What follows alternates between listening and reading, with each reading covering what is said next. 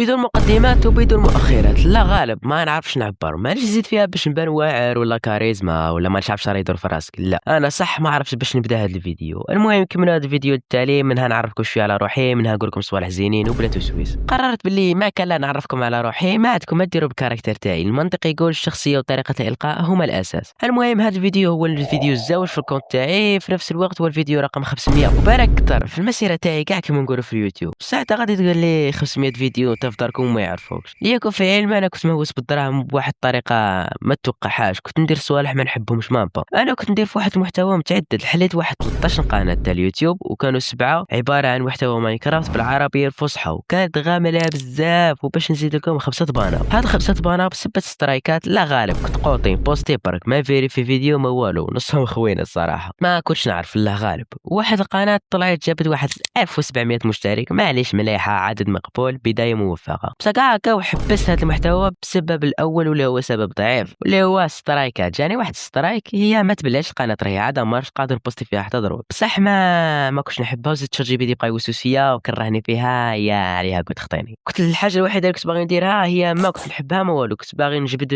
جمهور عربي كيما نقولوا واحد يتفرج بالسعوديه مش كيما واحد يتفرج من الجزائر. الاعلانات تاعهم تاعنا غاليه راك فاهم، تاعهم اللي غاليه ماشي تاعنا باش يكون فيه فكره توصل مليحه وصاي. المهم كان باغي يجيني مصدر دخل مليح، بصح دائما كنت نكرهه وما نحبش نكمل، خاطرش كيما المره الالف اللي غادي يقولها لكم ما كنتش نبغي هذا المحتوى. سبحان الله عييت ما نحاول نبغيه والو، ما مكتوبش لي هذا المحتوى كرهته سبحان الله ما عجبنيش. والقنوات الباقيين هما نصفهم بالانجليزيه وكنت نضرب بالانجلي راك فاهم، عاود نخمم كاع في البعيد انا امريكان وجزائري بشي كيف راك فاهم دولار كدا كنت طاغي شويه. هذا كلش باش يكون مصدر دخل طالع وما تنخلع ما والو، حياه تجارب وحنا مجربين. المهم ما نجحش في الدومين تاع اللونجلي خاطرش واعر وصامت وما كنتش نحبه بزياده، وزيد كنت مختار واحد المحتوى ما يصلح له والو، يهتموا به بالك 4% في هذا العالم كامل استغفر الله يا رب، راه مش عارف مني بلاص ما نقول كامل قلت كامل. المهم anyway بعد كل هذا الجهد اللي ما داش مني الا عام ونص راني فرحان بهاد الضياعه وبزاف. انت ضيعت عام ونص باطل في الخاوي وتقول لي راني فرحان؟ هي في الحق واه ضاع مني عام ونص بصح ماشي في الخاوي، تعلمت ندير مونتاج كيفاش يخدم اليوتيوب نحسن الصوت وداك الخمس قنوات اللي تبلعوا تعلمت منهم داك الاخطاء راك فاهم، ما مشاوش مني في الباطل ودركت نفسي فيهم راك فاهم. اصلا حتى لو كان ما بديش في اليوتيوب في داك العام ونص كنت غادي